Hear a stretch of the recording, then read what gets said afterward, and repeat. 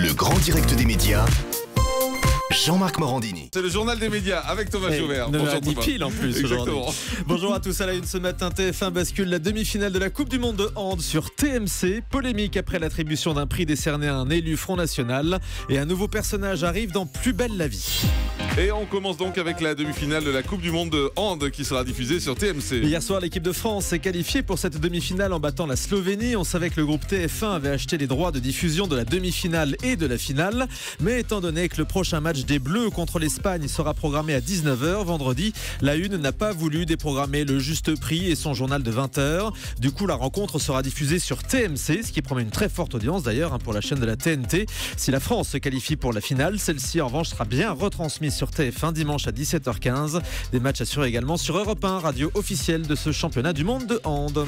Polémique après l'attribution d'un prix décerné à Steve Briouat, le maire Front National d'Hénin-Beaumont. Les prix du Trombinoscope sont remis chaque année par des journalistes aux personnalités politiques de l'année, et dans la catégorie élu local de l'année, le jury a donc choisi une personnalité du Front National. Certains membres du jury se sont désolidarisés de cette initiative. La remise de prix a tourné au fiasco puisque le patron de Public Sénat, Gilles Leclerc, a refusé de remettre le prix en main propre à Steve Briouat.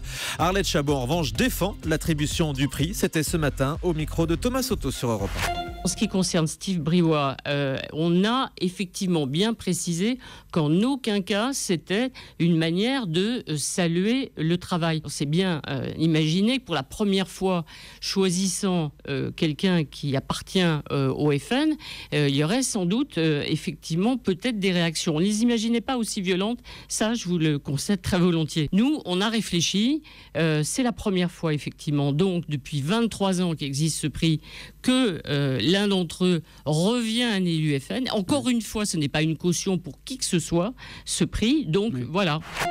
C'est quand même totalement incompréhensible parce que c'est un jury qui a choisi. Donc ça veut dire que les gens ont voté. Bien sûr. Je ne comprends pas pourquoi ils n'assument pas derrière. Ça n'a absolument aucun sens. Si c'était le public qui avait voté et qu'ils étaient obligés de remettre le prix, je comprends. Oui, comme dans les sondages. Exactement, oui, mais là c'est le jury qui va donc assumer.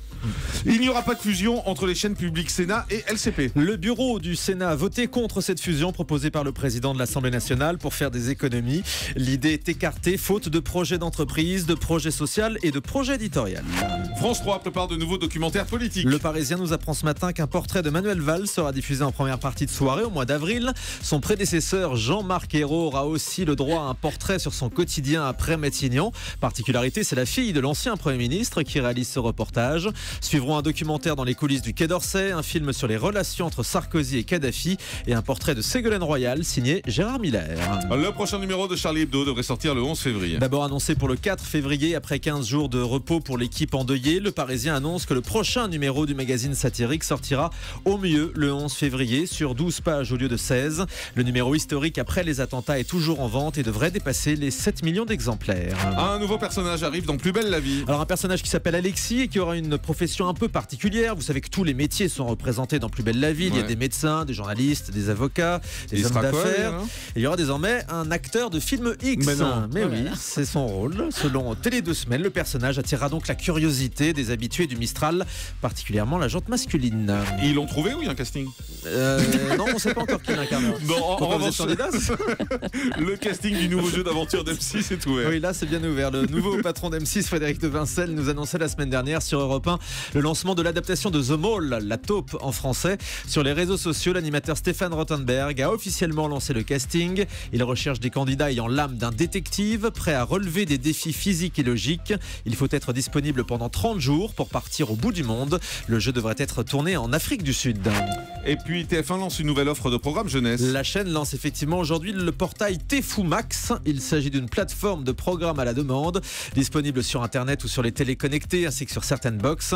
Des dessins animés, des films, des documentaires et tous les héros des 3-12 ans seront disponibles en illimité pour 2,99 € par mois. Et puis un chroniqueur de C'est au programme sur France 2 provoque la colère des internautes. Lundi, David Arthur a consacré une chronique au mash-up des films qu'on trouve sur internet. Oui, David David Arthur. Il est chroniqueur D'accord. dans cet programme. C'est vrai que c'est une émission qu'on regarde pas puisqu'on est à l'antenne. Ça doit être ça. C'est pour ça qu'on les Mais connaît nos pas. auditeurs regardent pas, on s'en fout donc. Oui, c'est vrai. Non, Pas faux. allez-y. Non, mais c'est quoi les mashups? Alors les mashups, Julie, ce sont des images d'un film monté avec les dialogues d'un autre film. Ah, Ça donne d'accord. une séquence assez drôle, mais le chroniqueur s'est attribué le travail du site What's the Mashup en laissant entendre qu'il avait réalisé lui-même Mais les non. montages. Devant la colère des internautes, il a donc dû présenter ses excuses sur la page Facebook de l'émission. Des excuses à l'auteur de ces vidéos dont le nom n'avait pas été cité à l'antenne. On termine avec le chiffre du jour. 18, le nombre de nominations au César pour les films soutenus par Europe 1 cette année. Yves Saint-Laurent est nommé par exemple dans 7 catégories. Nomination aussi pour La Belle et la Bête, Respire, Une Nouvelle Amie, Samba, Les Héritiers et 12 Years of Slave. En revanche, pas de nomination pour Qu'est-ce qu'on a fait au bon Dieu qui a pourtant fait un gros succès en salle. On note aussi la nomination de Louane, la jeune candidate de The Voice pour son rôle dans La Famille Bélier. Les Césars, ce sera le 20 février sur Canal, présenté par Édouard Baird. Le grand direct des médias sur Europe 1. Jean-Marc Morandini.